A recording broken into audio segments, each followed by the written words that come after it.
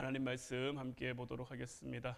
오늘 우리가 함께 나눌 하나님 말씀은 이사야 55장 6절부터 9절까지 말씀입니다.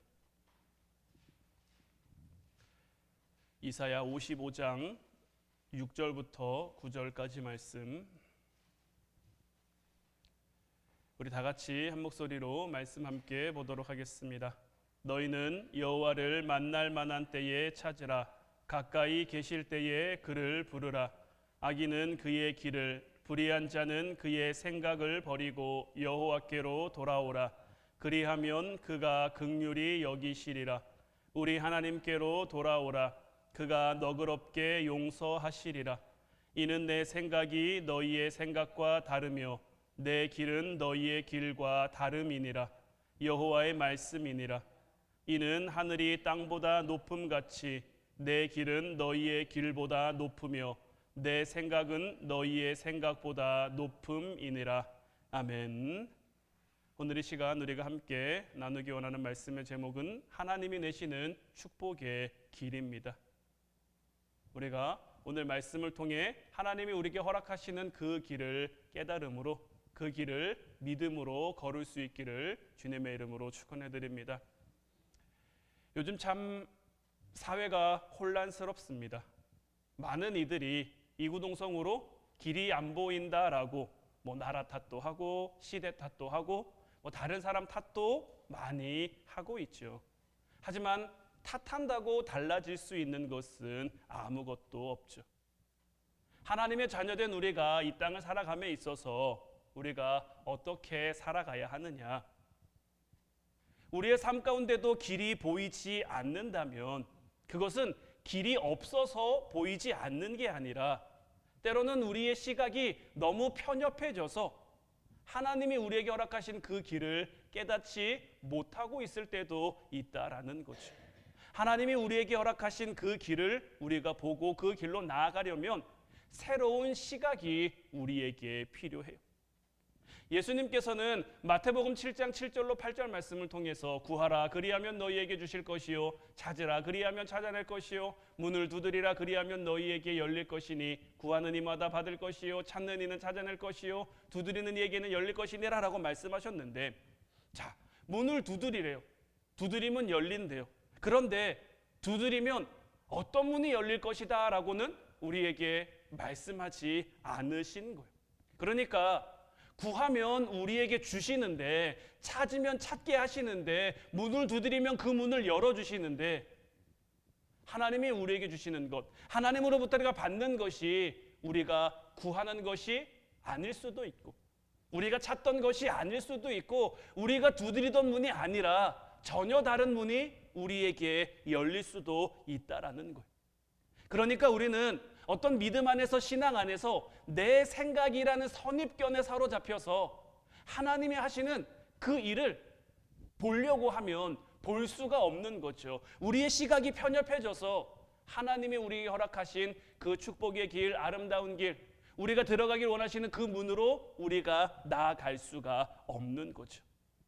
반대로 우리가 선입견을 버리고 새로운 시각을 가지고 우리가 하나님 앞에 나아가면 우리가 알지 못했던 길, 우리가 깨닫지 못했던 길, 우리가 전혀 모르는 그 새로운 길, 새로운 문이 우리에게 열릴 줄로 믿어요. 2012년에요. 세계 필름 시장의 3분의 1을 독점하고 있던, 필름의 대명사라고 불리던, 필름 하면 여러분들 어디 생각나시나요? 그렇죠, 코닥 생각나죠. 이 코닥이라는 회사가 2012년에 파산 신청을 합니다. 디지털 기술에 밀려가지고 필름 카메라가 많이 사장길로 걸으면서 이 코닥도 그 위기를 견디지 못한 거죠. 그래서 많은 사람들이 이 코닥 회사, 특별히 이 코닥이라는 회사가 로체스터라는 도시에 있었는데 이 도시가 코닥과 함께 몰락할 것이다 라고 예측을 했어요. 왜냐하면 미국이 자동차 산업이 몰락하면서 자동차의 도시라고 불렸던 디트로이트가 함께 몰락해서 한때 이 디트로이트가 유령 도시라고까지 불린 적이 있었단 말이에요. 코닥이 망하면서 코닥이 파산 신청을 하면서 이 코닥 때문에 먹고 살던 이 로체스터 시티도 함께 몰락할 것이다라고 많은 사람들이 예상을 했는데, 지금까지도 이 로체스터라는 도시는요, 여전히 활기차게, 여전히 활발하게 활동하고 움직이고 있단 말이에요. 이 도시에 어떤 일이 일어났길래 디트로이트는 자동차 산업이 몰락하면서 그 도시까지도 유령 도시가 돼버렸는데, 이 로체스터 시티는 어떻게 그 위기를 잘 극복해 여전히 활발한, 여전히 활달한 그런 도시로 세워질 수 있었는가? 일단은 먼저 이 코닥이라는 회사가요, 파산 신청을 한 다음에 참 많은 것을 내려놓습니다. 사업을 위해서 많이 벌려놨던 그런 활동 영역들을 다 줄이고요, 영화 필름을 만드는 그 분야 하나로 딱 축소를 합니다. 그리고 이 로체스터라는 도시에 코닥 파크라는, 왜냐하면 이 코닥이라는 이 필름 회사가 뭐 세계 필름 시장의 3분의 1 정도로 독점하고 있을 정도로 큰 회사, 큰 영향력이 있는 회사였으니까요. 그 도시 거의 전반적으로 이 코닥이라는 회사가 차지하고 있는 영역이 굉장히 많았던 거죠. 그런데 이 코닥은 다른 거 다 정리하고요, 영화 필름을 만드는 그 분야에만 집중하면서 나머지 이제 뭐 생산 시절 뭐 여러 가지 공장이나 여러 가지 만들어놨던 그런 것들을요, 60여 개의 중소기업들에게 그냥 나눠줍니다. 그들이 들어와서 일할 수 있도록, 그들이 들어와서 사업할 수 있도록 생산시설도 내주고요, 이 코닥이라는 회사가 가지고 있던 기술도 그들과 공유해 주기 시작합니다. 그래서 이 신생 중소기업들이 이 코닥이라는 회사로부터 뭐 재료를 뭐 하는 것부터 화학기술들부터, 그리고 이 기술들을 응용해서 자기들이 하고 싶었던, 자기들이 원했던 그 사업 분야로 이제 진출하고 나아가기를 시작한 거죠. 그래서 이 로체스터라는 도시에 전혀 코닥과 상관없어 보이는 파스타 소스를 만드는 공장도 생기고요, 여러 가지 부품들을 만드는 엔지니어링 회사, 뭐 건설, 식품, 의료, 뭐 의류 사업까지도 할 것 없이 다양한 분야들이 생겨나기 시작했고요. 이들은 어떻게 보면 이 코닥이라는 회사가 들어와서 자기들의 사업을 경영할 수 있도록 부지도 내주고 회사도 내주고 공장도 내주고 기술도 내주고 한 거잖아요. 그러니까 이들이 뭘 했냐면, 이 코닥이라는 회사가 분야를 많이 줄이면서 영화 필름 만드는 그 부분만 남기면서 나머지 이제 산업들을 다 문 닫았으니 실업자들이 대량으로 발생했을 거잖아요. 여기서 실직한 사람들을 이 중소기업들이 우선으로 채용해서 우선으로 받아들이기를 시작하는 거예요.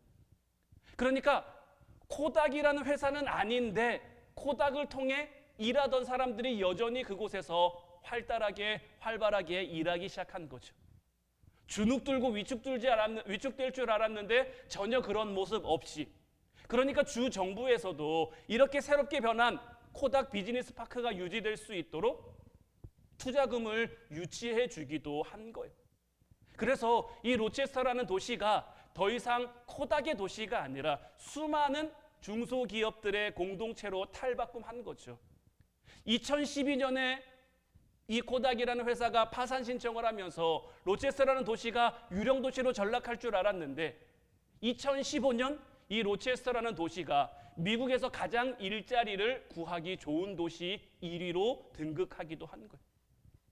여전히 현재도 도시 일자리의 이 94% 정도를 이 코닥 비즈니스 파크 안에 있는 수많은 중소기업들, 또 거기에 코닥까지도 한 몫을 더해서 여전히 활발한 도시로, 여전히 성장하는 도시로 세워가고 있는 거죠.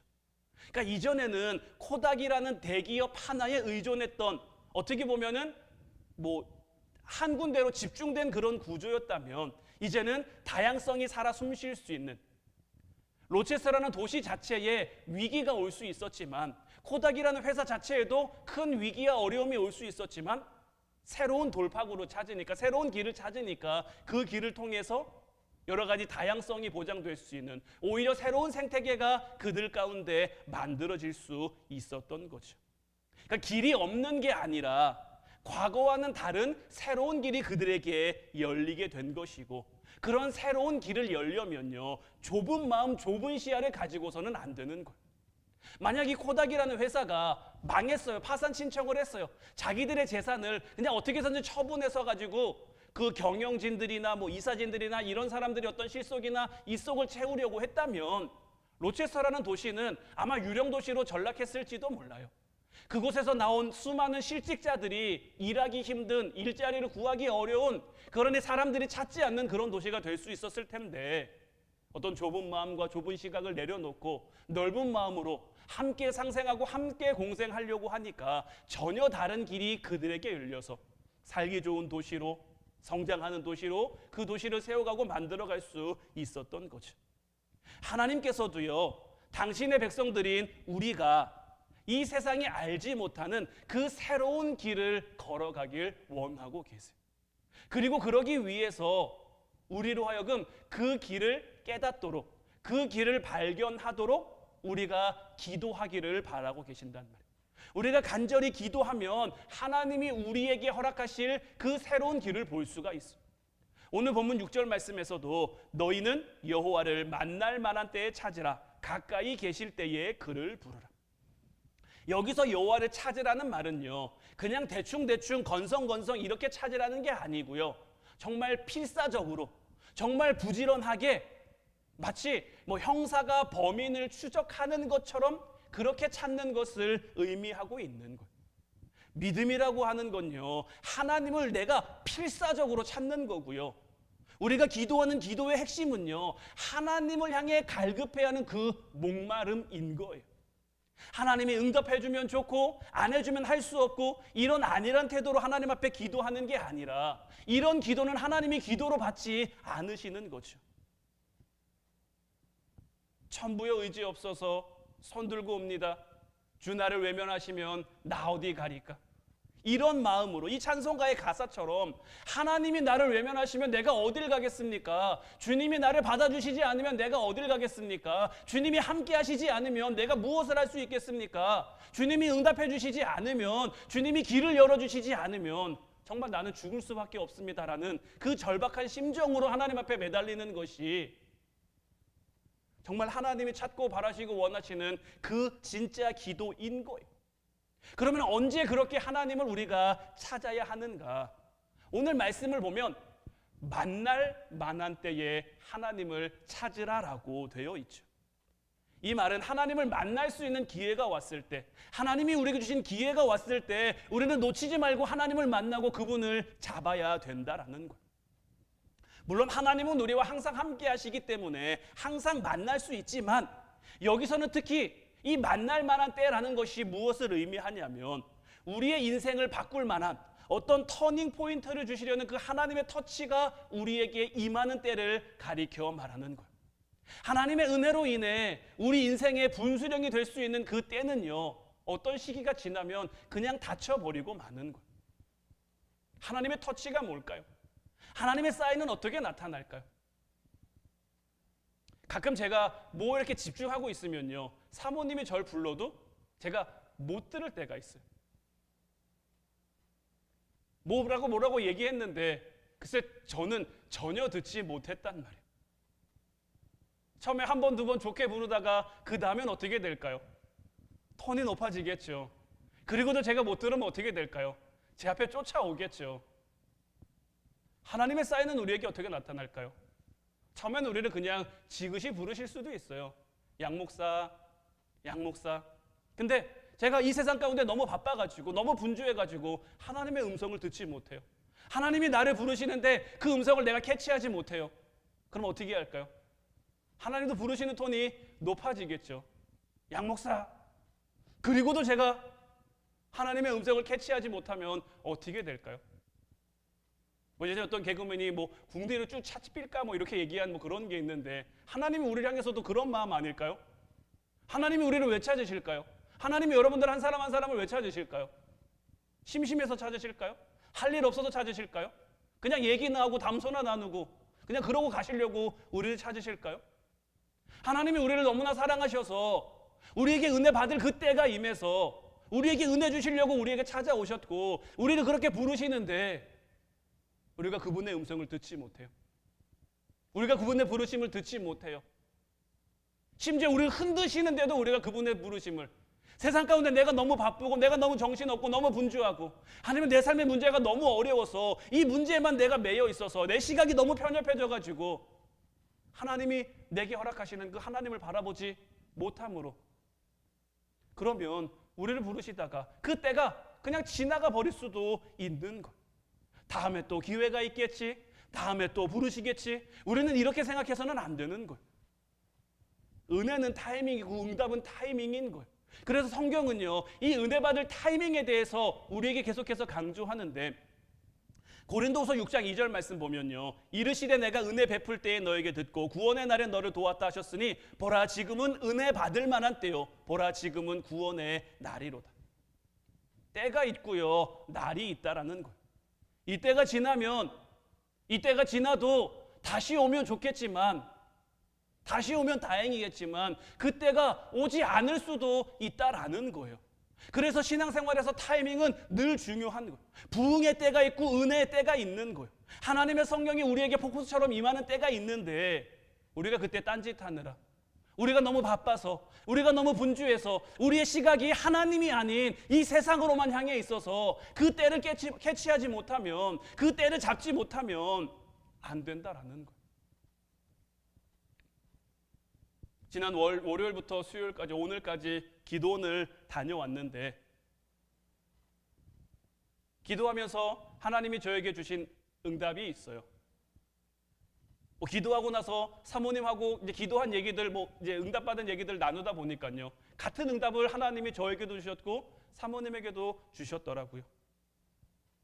제가 올해를 시작하면서 여러분들에게 말씀드린 것이 있죠. 올 한 해는 정말 우리가 손에 잡힐 만한 그런 실질적인 열매를 맺는 한 해를 만들어 보자. 그래서 우리가 기도 제목을 적음에 있어서도 그냥 우리가 임의로 적기보다는 그래도 말씀 붙들고 한 주간 기도하고 그런 다음에 적어보자. 그러면 그 말씀을 하나님이 우리를 향해, 우리가 이렇게 기도하고 하나님 앞에 이렇게 적었는데 그 열매를 맺을 수 있게 해주시지 않겠느냐. 또 여러분들이 주신 그 기도 카드를 가지고 제가 가서 열심히 기도했고, 기도하는 가운데 하나님이 저에게 주신 응답은 그거였어요. 나는 준비됐다. 사모님이 받으신 응답도 I'm okay, are you ready? 이런 이제 응답이었다고 하시더라고요. 하나님이 사모님하고 저에게 공통적으로 주신 응답은 뭐냐면요, 하나님은 이미 준비가 되셨대요. 우리에게 열매 맺게 하실 만한, 우리가 이 땅 가운데 하나님이 허락하실 길을 걷게 하실 만한 그런 준비가 다 됐는데,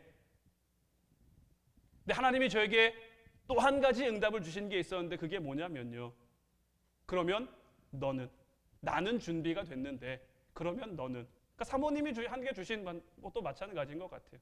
그러니까 Are you ready라는 거, 너는 준비됐니? 너는 받을 만한 준비가 됐니? 우리 하나님이 열매를 맺게 하실 건데, 자, 나무가 열매를 맺는데도요, 그냥 막연하게 열매가 맺히는 게 아니죠. 그 나무가 열매를 맺을 만한 상태여야 열매를 맺을 수 있는 거죠. 나무가 준비가 안 됐는데 거기에 열매가 어떻게 달리겠습니까? 나무에 충분한 영양분이 있어야 될 테고요, 열매를 맺을 만한 그런 힘도 있어야 되고 그런 에너지도 있어야 되고, 그래야 열매를 맺을 수 있겠죠. 마찬가지로 하나님이 저에게 주신 응답은, 나는 응답 줄 건데, 나는 열매 맺게 해줄 건데, 그러면 너는 뭐 할 건데, 이거였어요. 그래서 이 부분을 제가 붙들고 기도하면서 제가 하나님 앞에 결단하고 돌아온 것은 뭐냐면요, 이제 저희가 2월 달이 되면서 또 2월 특별 기도회를 할 거예요. 2월 첫 주에 특별 기도회를 할 건데, 그때 한 주간에는 앞으로도 차차 말씀드리겠습니다만은 내가 올 한 해 하나님을 향해 무엇을 할 수 있을까, 이 부분을 좀 붙들고 기도할 수 있었으면 좋겠어요. 주님이 늘 우리에게 말씀하시는 거, 내가 저 여러분들에게도 늘 강조하면서 말씀드리는 거, 먼저 그의 나라와 그의 의를 구하라. 그리하면 이 모든 것, 우리가 어떻게 하나님의 의와 하나님 나라의 영광을 구할 수 있을까? 어떻게 그 영광을 드러낼 수 있을까? 그래서 이 부분에 대해서도요, 우리가 지금 하나님 내가 이거 하겠습니다, 저거 하겠습니다 결단하지 말고, 이게 내게 주는 것 자리 같은데 라고 스스로 먼저 생각하고 먼저 판단하지 말고, 이 부분도 우리가 한 주 동안 좀 같이 기도하면서, 기도하는 가운데 하나님이 내게 걷게 하시는 그 길을 깨달아 보자라는 것. 그래서 내가 그 길을 걸으며, 하나님이 허락하신 그 길을 걸으며 먼저 그의 나라와 그의 의를 구하면 이 모든 것, 하나님이 우리가 기도하시는 거 모를까요? 여러분들이 구하는 거 모를까요? 여러분들이 바라는 거 모를까요? 여러분들이 원하는 거 모를까요? 하나님이 이미 여러분들이 원하는 거, 바라는 거 다 알고 계시죠. 그리고 그것을 향한 가장 좋은, 가장 선한 그러한 방법과 열매로 우리를 향해 하나님은 이미 준비가 다 끝났는데, 그런 열매를 맺게 하실 만한 모든 채비가 다 차려졌는데, 그럼 이제 우리는요? 우리는 됐냐라는 거죠. 하나님의 응답은 어떤 사람에게 일어납니까? 믿는 사람에게 일어나는 거예요. 믿음이 없으면요, 그 열매를 맺을 수가 없는 거예요. 그러니 올 한 해 우리가 정말 먼저 그의 나라와 그의 의를 구함으로 이 모든 것을 더해주시는, 정말 우리 손에 잡힐 만한 그 열매를 맺게 해주시는 그 하나님의 은혜를 함께 경험하고 함께 누려보자라는 거죠. 그렇게 하기 위해서 우리가 뭐 해야 되느냐? 오늘 본문 6절 말씀 다시 보면, 너희는 여호와를 만날 만한 때에 찾으라. 가까이 계실 때에 그를 부르라고 됐는데, 자, 가까이 계실 때에 그를 부르래요. 여기서 부른다라는 건 뭘까요? 작은 소리로 하나님 이렇게 부르는 걸 말할까요? 아니에요. 가까이 계시지만 큰 소리로 절박하게 부르라는 것을 의미하는 거예요. 가끔은 이렇게 얘기하시는 분들도 있어요. 하나님 귀 안 먹으셨는데, 하나님 귀 안 잡수셨는데 꼭 그렇게 크게 해야 됩니까? 작게 얘기하면 우리 하나님 못 알아들으시는 하나님 아닌데 좀 작게 해도 되는 거 아닙니까? 물론 우리 하나님, 우리가 작게 얘기해도, 그냥 속으로 읊조리기만 해도 우리 하나님 다 들으시죠. 그러나 우리가 간절히 절박하게 하나님을 부르는 건요, 우리 마음의 문제고 우리 태도의 문제인 거예요. 내가 얼마나 하나님을 원하는지, 내가 얼마나 하나님을 사모하는지, 내가 얼마나 하나님을 기대하는지, 내가 하나님 앞에 얼마나 갈급한지, 하나님은 우리의 그 마음 보시기를 원하시는 거예요. 마가복음 10장 46절부터 52절까지 말씀 보면요, 바디메오가 고침받는 그 사건이 나와요. 자, 46절부터 보면, 그들이 여리고에 이르렀더니 예수께서 제자들과 허다한 무리와 함께 여리고에 나가실 때 디메오의 아들인 맹인 거지 바디메오가 길가에 앉았다가 나사렛 예수시란 말을 듣고 소리질러 이르되 다윗의 자손 예수여 나를 불쌍히 여기소서 하거늘 많은 사람이 꾸짖어 잠잠하라 하되 그가 더욱 크게 소리질러 이르되 다윗의 자손이여 나를 불쌍히 여기소서 하는지라. 자, 바디메오가요, 예수님을 알았어요. 예수님을 향해 소망을 품었어요. 예수님이라면 나의 지금 이 처지, 나의 환경, 나의 이 상황에서 나를 건져내 줄 수 있지 않을까? 그리고 예수님이 그 앞을 지나가신다라는 얘기를 들었어요. 물론 바디메오는 보지 못하니까 지나가시되 어디를 지나갈지 알지 못하니 그 예수님이 나를 좀 봐주시는 그 마음에 어떻게 부릅니까? 소리질러. 다른 사람들이 꾸짖습니다. 잠잠하라. 조용히 좀 해. 예수님 지나가는데 네가 뭐라고. 거지 주제에, 더러운 주제에, 죄인 주제에. 왜냐하면 그 시대에 날 때부터 앞을 보지 못하는 것은 그의 죄든지 부모의 죄든지 죄 때문이라고 여기는 그런 인식들이 강한 때였으니까요. 감히 예수님 지나가시는데 죄인이고 거지고 가난하고 더럽고 이런 바디메오가 예수님을 부른다는 것, 다른 사람들이 그러니 꾸짖어 잠잠하라고 하는 거죠. 그러나 바디메오는 그런 그 사람들의 꾸짖음, 비난 이런 거에 아랑곳하지 않습니다. 왜 그렇습니까? 예수님을 내가 만나야 되니까요. 그만큼 절박하고 그만큼 간절하니까요. 우리도 주님을 부를 때 이런 바디메오와 같은 그런 마음으로 주님을 부를 수 있어야 된단 말이에요. 자, 바디메오가 이렇게 불렀어요. 그 다음 어떻게 됩니까? 예수께서 머물러 서서 그를 부르라 하시니 그들이 그 맹인을 부르며 이르되 안심하고 일어나라 그가 너를 부르신다 하며 맹인이 겉옷을 내버리고 뛰어 일어나 예수께 나오거늘 예수께서 말씀하여 이르시되 내게 무엇을 하여 주기를 원하느냐. 맹인이 이르되 선생님이여 보기를 원하나이다. 예수께서 이르시되 가라 내 믿음이 너를 구원하였느니라 하시니 그가 곧 보게 되어 예수를 길에서 따르니라. 자, 예수님이 이제 그럼 와라, 저 사람을 데리고 와라, 이렇게 얘기를 합니다. 그러니 바디메오가 예수님께 나아가는데 어떻게 나아갑니까? 자기의 겉옷을 내버려 두고. 이 당시 이스라엘의 이 겉옷은요, 그냥 단순히 옷의 개념이 아닙니다. 더더군다나 이 거지 바디메오에게 이 겉옷은요, 거의 전 재산 같은 의미인 거예요. 하루 벌어 하루 먹고 하루 벌어 하루 근근히 살아가는 그 바디메오에게 다른 무슨 재산이 있겠습니까? 그 시대의 집이라는 그 개념이 그냥 비 막아주고 뭐 눈 막아주고 바람 막아주는 개념이지, 추우면 추운 거고요, 더우면 더운 거란 말이에요. 그 시대 집은 그런 거란 말이에요. 근데 그런 것들 가운데 이 겉옷이요, 그런 것들로부터 자기를 보호해주는 유일한 수단인 거예요. 바디메오에게는 더더욱 중요한 거겠죠. 근데 예수님의 부르심 앞에 바디메오는요, 그 겉옷도 그냥 내버려두고 예수님께 가는 거예요. 우리도 예수님께 나아갈 때요, 지금 나의 처지, 나의 지금 환경, 나의 지금 상황, 내가 지금 바쁘고, 내가 지금 걱정 많고, 내가 지금 근심되고, 이런 것들 신경 쓰지 말고 이런 것들 다 그냥 내려놓고 예수님께 나아가야 되는 거예요. 예수님께 나아갔더니 이제 예수님이 물으시죠. 내가 너에게 무엇하여 주기를 원하느냐? 바디메오가 뭐라고 말합니까? 선생님이여, 보기를 원하나이다. 여기서 우리가 한 가지 좀 중요하게 봐야 될 게 뭐냐면요, 자, 본다는 게 뭘까요? 우리에게 보는 건 너무 당연하죠. 눈 뜨면 보이니까요. 바디메오는 본 적이 있습니까? 없습니까? 지금껏 태어나면서부터요, 보는 게 뭔지 몰라요. 본다는 그 개념도 없는 그 바디메오가 지금 내가 보기를 원하나이다. 여기서 바디메오에게 이 본다는 건요, 참 다른 의미인 거예요. 그저 막연히 단순하게 내가 뭐 옆에 있는 사람이 어떻게 생긴지 보고 싶고, 내가 지금 서 있는 이곳이 어떻게 생겼는지 보고 싶고, 이런 의미의 봄이 아니라 주님이 내게 보여주시는 그것을 내가 보기를 원한다라는 그런 의미인 거예요. 우리는 다 바디메오입니다. 그래서 우리는 바디메오처럼 불러야 돼요. 바디메오처럼 사모해야 돼요. 바디메오처럼 갈급해야 돼요. 그 갈급한 마음 가지고, 그 사모하는 마음 가지고 우리는 주님께 무엇을 구해야 됩니까? 주님이 우리에게 보여주시는 것 보기를 원합니다. 주님이 우리에게 허락하시는 것 우리가 보기를 원합니다. 주님이 우리에게 허락하시는 그 길을 내가 보기를 원합니다. 우리는 이렇게 하나님 앞에 구하며 나아갈 수 있어야 되는 거예요.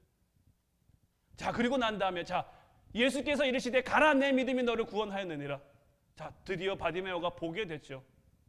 바디메오가 보게 되면서 가장 먼저 어떤 마음이 들었을까요? 얼마나 놀라울까요? 얼마나 신기할까요?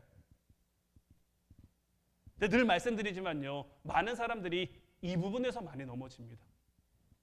보게 됐잖아요.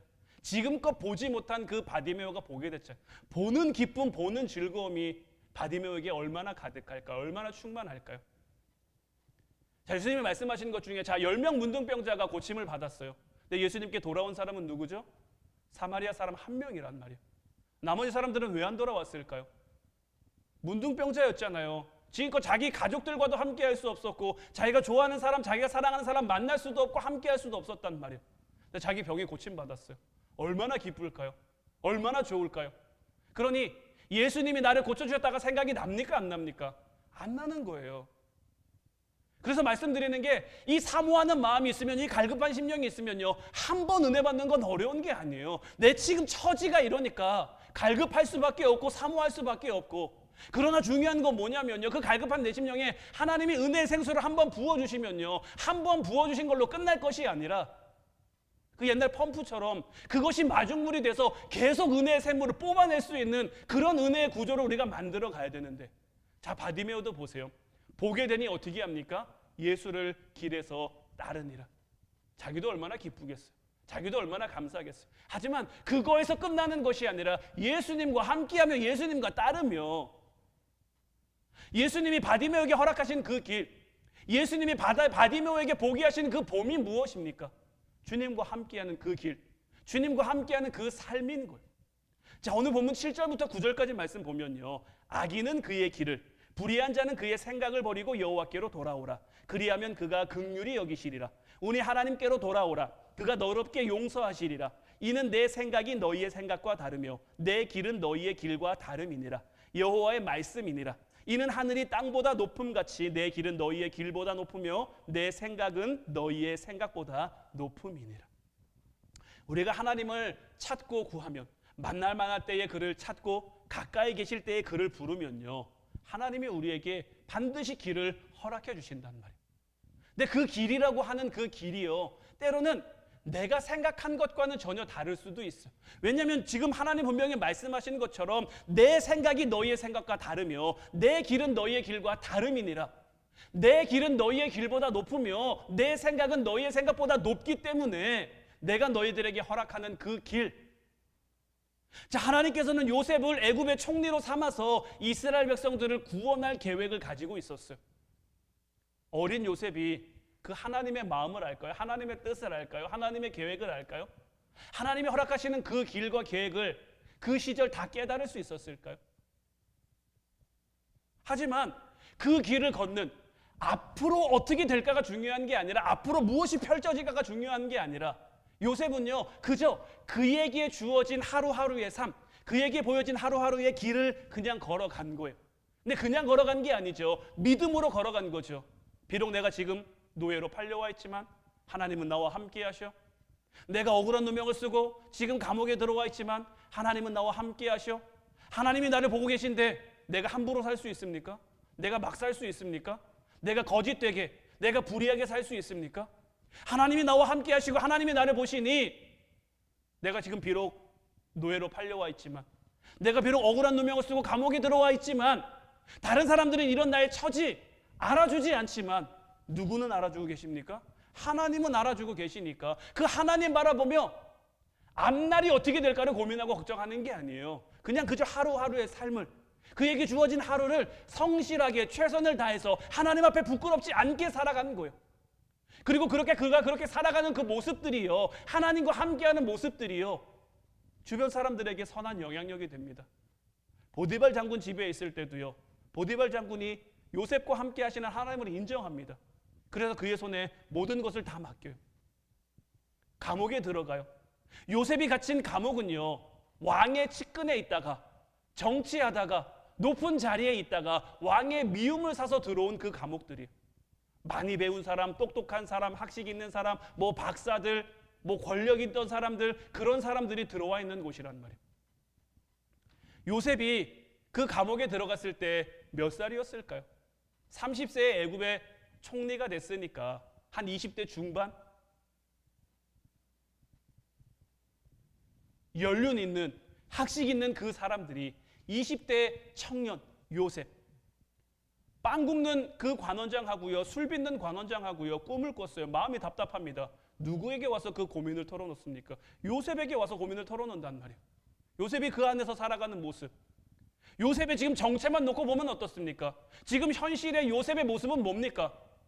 자기 주인마님을 겁탈하려고 한 파렴치한 뭐 어떤 성범죄자, 이게 요셉의 현 주소인데, 그 감옥에서 그가 살아가는 그 하루하루의 삶의 모습이 하나님이 나와 함께 하시며 하나님이 나를 보고 계시며 하나님이 나와 동행하고 계시기 때문에 내가 부끄럽지 않게, 내가 불의하지 않게, 내가 정직하게, 내가 진실되게 오늘 하루의 삶을 하나님과 함께 동행하며 살았더니 그 살아간 삶이 선한 영향력이 되어 그곳에 있는 그 사람들이 이제 20대 중반, 그렇게밖에 안 된 그 요셉에게 와서 감옥의 모든 재반 사항을 그에게 다 일임하고, 감옥 안에서 자유롭게도 돌아다닐 수 있고, 술 빚는 관원장, 떡 빚는 관원장, 이 사람들이 요셉에게 와서 자기의 꿈을 이야기하며 자기의 고민을 털어놓는 그런 모습을 만들어 가시는 거죠. 우리를 향해서도 마찬가지입니다. 하나님이 우리를 향해, 하나님이 여러분들을 향해 어떤 길을 준비하셨는지, 어떤 길을 예비하셨는지, 올 한 해 하나님이 여러분들에게 어떤 길을 걷게 하실지 아직 우리는 알지 못합니다. 하지만 분명한 건 뭐냐면요, 오늘이라는 하루가 모여서 결국 그 길이 이루어진다라는 거예요. 왜 속담에 천리길도 한 걸음부터라는 말이 있죠. 우리에게 주어진 오늘, 우리에게 주어진 지금 이 시간, 내가 하나님과 함께 있다라는 그 마음으로, 하나님이 나를 보고 계신다라는 그 마음으로 내가 하나님 앞에 정직하게, 내가 하나님 앞에 불의하게, 때로는 가정에서, 때로는 직장에서 내가 좀 곤란한 일을 당할지라도, 내가 좀 불편한 일을 당할지라도, 내가 좀 속상한 일을 당할지라도, 내가 좀 힘든 일을 당할지라도, 그 사람들 때문에가 아니라 나는 누구와 함께하는 사람입니까? 하나님과 함께하는 사람, 하나님과 동행하는 사람, 하나님이 허락하신 그 길을 걷는 사람. 그 하나님 앞에 내가 부끄럽지 않도록, 그 하나님 앞에 내가 불의하지 않도록, 그 하나님과 함께하는 그 길을 내가 믿음으로 걸어가면 그 하루하루의 길들이 모여서 그 길이 하나님이 허락하시는 축복의 길이 될 것이고, 요셉에겐 고난의 길이고 낮아지는 길이고 참 형편없는 길이고 참 안타까운 길이고 참 불쌍한 길처럼 여겨졌지만, 그 길이 아니면 요셉이 애굽의 총리가 되어 그 나라와 그 민족을 구원할 수 있는 다른 길, 다른 방법은 없었던 거예요. 하나님은 우리에게 가장 선한 길을, 하나님은 가장 우리에게 옳은 길을, 하나님은 가장 우리에게 맞는 길을 허락하실 것이고, 그 길은 뭐 하루아침에 완성되는 것은 아니에요. 하지만 우리가 하루하루의 삶을 살아가다 보면, 올 한 해의 삶을 살아가다 보면 나무가요 열매를 맺는 걸 보면요, 참 이 나무가 언제 열매를 맺나 싶은데요, 때가 되면 열매를 맺습니다. 지금 저의 관심사 중에 하나는 뭐냐면요, 지금 저희 화단에 원래 수국이 3개가 있었는데 하나는 뭐 필요한 곳에 갔기 때문에 2개만 남아 있잖아요. 지금은 얘네가 다시 싹이 날까 안 날까, 얘네가 살까 안 살까, 이게 참 제 관심사 중에 하나예요. 뭐 신경호 집사님이 여기다 심어 놓으면 뭐 봄 되면 또 날 거라고 했으니까 그냥 기대하면서 보기는 하는데, 지금 봐서는요, 얘가 날까 안 날까 참 반반의 마음이란 말이에요. 하지만 그 뿌리가 살아 있으면 그 뿌리를 통해 그 줄기에, 그 잎에 영양분이 전하기 시작하면 그 수국에서 새로운 싹이 날 테고요, 그 새로운 싹이 나서 또 꽃도 필 테고요. 언제 그렇게 되나 싶지만요, 하루하루의 시간이 지나가다 보면요, 끝내 그렇게 되는 거예요. 하나님이 만들어 가실 우리의 삶도 마찬가지인 거예요.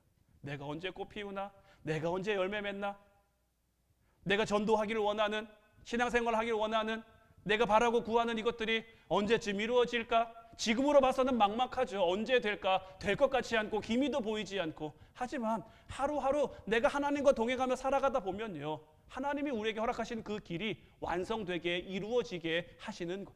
내가 이걸 믿으면요, 내가 이걸 믿으면 그 길을 기꺼이 걸어가는 거예요. 이 기쁨의 순간순간들이 우리에게 많아지면 많아질수록 하나님 앞에 간증거리들이, 하나님 앞에 영광 돌리는 것들이 많아질 테고요, 이제 이 길들이 우리에게 익숙한 길이 돼요. 그냥 우리만 걸어가는 게 아니라 이제 우리 뒤를 따라온, 우리도 우리보다 앞선 신앙의 선진들이 남겨준 그 신앙의 유산을 따라 그 길을 걸어가고 있는 거잖아요. 이제 우리를 향해서도 그렇게 될 거예요. 그러니 이제 바라기는 정말 우리의 올 한 해의 삶이, 우리에게 허락된 오늘 하루하루의 삶이 하나님과 함께하는, 하나님과 동행하는, 그러므로 하나님이 허락하시는 그 축복의 길을 만들고 걸어가는 저와 여러분들 될 수 있기를 주님의 이름으로 축원해 드립니다. 이제 우리 같이 찬양하고 기도하기를 원하는데, 오늘은 천부의 의지 없어서 이 찬양 불렀으면 좋겠어요. 내가 하나님 앞에 얼마나 간절한지, 내가 얼마나 하나님 앞에 갈급한지, 내가 얼마나 하나님을 사모하고 있는지 오늘 이 밤 하나님, 내 마음을 좀 알아주세요. 내가 이만큼 하나님을 찾습니다. 내가 이만큼 하나님을 구합니다. 내가 이만큼 하나님을 부릅니다. 내게 허락된 그 은혜의 때 놓치지 않도록, 하나님이 나를 부르실 때 사무엘이 그랬던 것처럼 주님 내가 여기 있습니다 말씀하시옵소서 할 수 있는 우리가 되게 해달라고, 언제나 주님 앞에 갈급한 심령으로, 사모하는 심령으로 우리가 살아가겠사오니, 주님이 나를 외면하시면 우리가 어디 가겠습니까? 주님을 의지하며 살아가겠사오니, 주님과 함께 살아가겠사오니 주님 우리를 받아주시옵소서. 우리 찬양하고 함께 간절한 마음으로 기도하도록 하겠습니다.